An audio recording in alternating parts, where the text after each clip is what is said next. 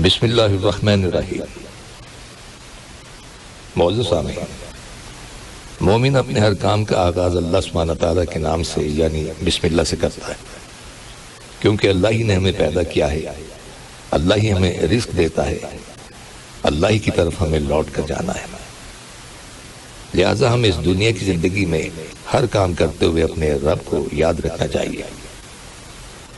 قرآن حکیم کا آغاز بھی اللہ سبحانہ تعالیٰ نے بسم اللہ سے کیا اور ہمیں ہدایت کی کہ ہم اپنا ہر عمل بسم اللہ کے ساتھ شروع کریں۔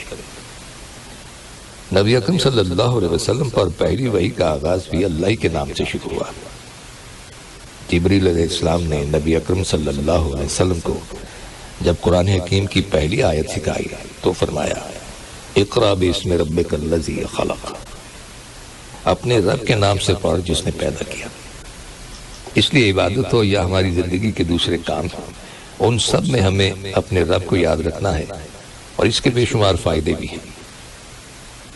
اللہ تعالیٰ کا نام بابرکت ہے، لہذا جب ہم کوئی کام اللہ تعالیٰ کے نام سے شروع کرتے ہیں تو ہمارے کاموں میں برکت پیدا ہو جاتی ہے۔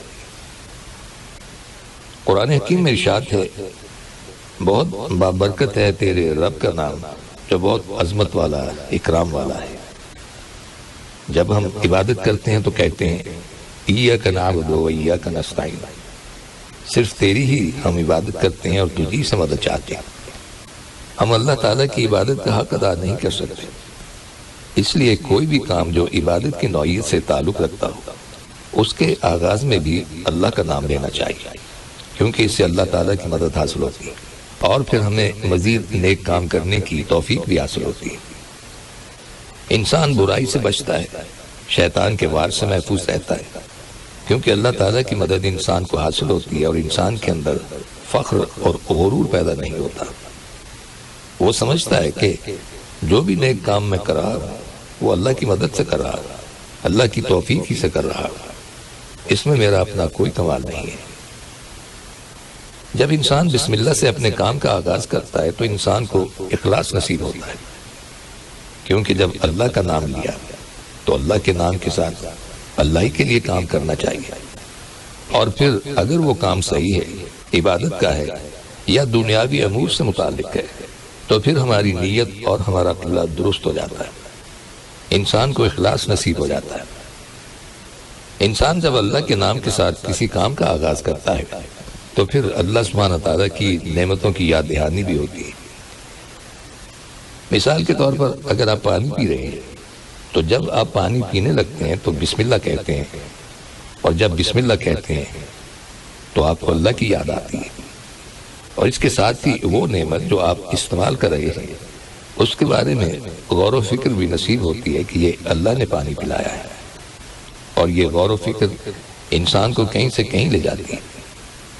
اس کے اندر ایک وسعت پیدا ہوتی ہے، وہ سوچتا ہے کہ یہ پانی مجھے کس نے دیا، تو ظاہر ہے کہ پانی کا پیدا کرنے والا اللہ ہی ہے۔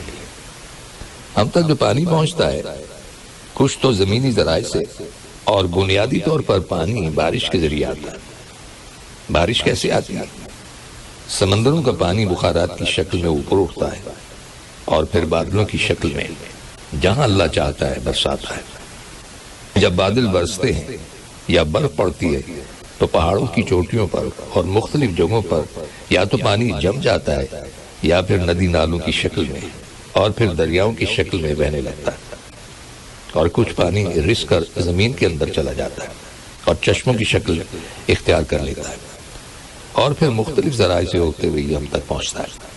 اور جب ہم اس پانی کو پیتے ہیں تو اللہ کا شکر ادا کرتے ہیں اور آخر میں الحمدللہ کہتے ہیں۔ اگر پانی اتنے اہتمام سے آپ کے گلاس تک پہنچا، اس کو آپ نے اس کے دینے والے کا نام لیے بغیر ہی پی لیا، تو اس سے بڑھ کر ناشکری اور کیا ہوگا؟ تو بسم اللہ پڑھنا انسان کو اللہ سبحانہ تعالیٰ کی یاد دلاتا ہے، اور یوں انسان اللہ تعالیٰ کی اطاعت کی طرف مائل ہوتا ہے۔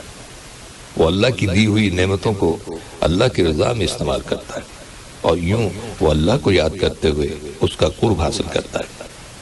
یعنی ہر کام کے شروع میں اٹھتے بیٹھتے چلتے پھرتے ہم اللہ کا نام لیتے ہیں، تو ہمیں اللہ تعالیٰ کا قرب حاصل ہوتا ہے، اور یوں ہمارے دنیا کے کام بھی عبادت بن جاتے ہیں، کیونکہ وہ اللہ تعالیٰ کی مرضی کے مطابق اللہ کی رضا کے لیے ہوتے ہیں، اور اس طرح ہم جو کام کرتے ہیں اس میں برکت پیدا ہوتی ہے، آسانی پیدا ہوتی ہے، اللہ کی مدد شامل حال ہوتی ہے، اور آخرت میں بھی ہر اچھا عمل ہمیں فائدہ دے گا۔ اس طرز عمل سے انسان کے اندر تکبر اور غرور پیدا نہیں ہوتا، وہ سوچتا ہے کہ جو کچھ ملا ہے یہ اللہ کا فضل ہے۔ انبیاء علیہ السلام کا طریقہ بھی یہی رہا ہے کہ وہ کوئی بھی کام شروع کرنے سے پہلے اللہ کا نام لیا کرتے تھے۔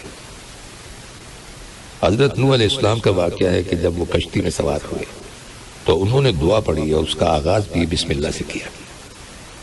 حضرت سلیمان علیہ السلام نے ملکہ سبا کو خط لکھا تھا، اس کے آغاز میں بھی بسم اللہ لکھا تھا۔ نبی اکرم صلی اللہ علیہ وسلم متعدد مقامات پر بسم اللہ کی تعلیم دیتے۔ بسم اللہ پڑھنا نبی اکرم صلی اللہ علیہ وسلم کی زندگی کا معمول تھا۔ یاد رکھیے، جس کام کا آغاز بسم اللہ سے کیا جائے اس کا انجام بھی اچھا ہوتا ہے۔ جب ہم مختلف مقامات پر بسم اللہ کہتے ہیں تو ہمیں اللہ کی پہچان بھی ہونی چاہیے۔ اللہ کی پہچان اس کی نشانیوں کے ساتھ بھی ہوتی ہے جو اس قرآن عرض میں اور پوری کائنات میں پھیلی ہوئی ہے۔ اس کی پہچان اس کی کتاب قرآن حکیم سے بھی ہوتی ہے، اور اس کی پہچان ہمیں نبی اکرم صلی اللہ علیہ وسلم نے بھی کروائی ہے۔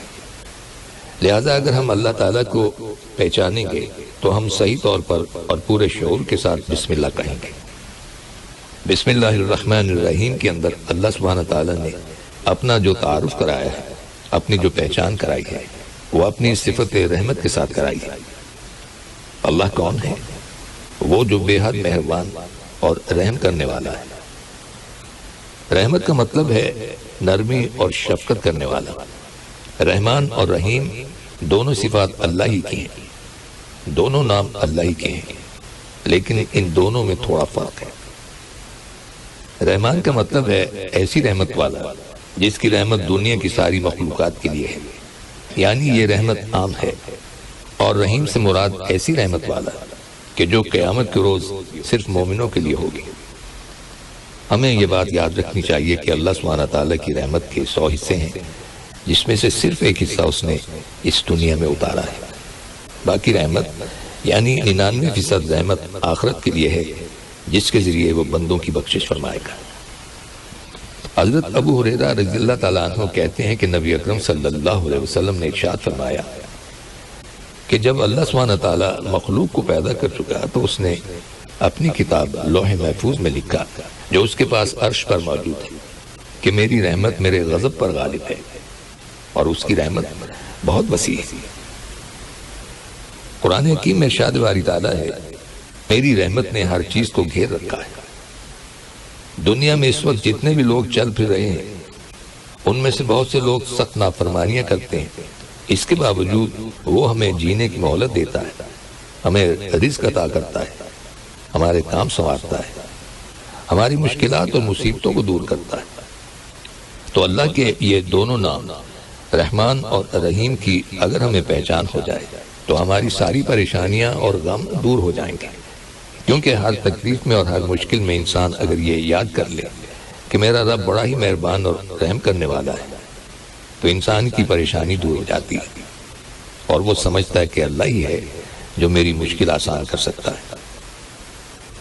تو ہمیں ہر کام شروع کرنے سے پہلے بسم اللہ پڑھنے کی عادت ڈالنی چاہیے، کیونکہ اللہ تعالیٰ کا نام لے کر کوئی کام شروع کرنے سے اس میں کامیابی حاصل ہوتی ہے۔ بہرحال اللہ کا نام لینا برکت کا سبب ہے۔ ایک شخص نے نبی اکرم صلی اللہ علیہ وسلم سے کہا، ہم کھانا تو کھاتے ہیں لیکن ہم سیر نہیں ہوتے، ہمارا پیٹ نہیں بھرتا۔ تو نبی اکرم صلی اللہ علیہ وسلم نے فرمایا، شاید تم الگ الگ کھاتے ہو، کھانا ایک ساتھ مل کر کھایا کرو، اور کھانا شروع کرنے سے پہلے اللہ کا نام لیا کرو، تو وہ تمہارے لیے اس کھانے میں برکت ڈال دے گا۔ مطلب یہ ہے کہ اگر تھوڑا بھی ہوگا تو بھی تمہارا پیٹ بھر جائے گا اور تمہاری بھوک مٹ جائے گی۔ بہرحال اللہ کا نام لینا اور کسی بھی کام کو شروع کرنے سے پہلے بسم اللہ پڑھنا کامیابی کی علامت ہے۔ سامعین، بسم اللہ کے موضوع پر مزید کچھ مفید باتیں ہم آپ کو اپنے آئندہ پروگرام میں بتائیں گے، اور اس کے ساتھ ہی ہمارے آج کے پروگرام کا وقت بھی اب ختم ہوتا ہے، اس دعا کے ساتھ کہ اللہ تعالی ہم سب کو صراط مستقیم پر چلنے کی توفیق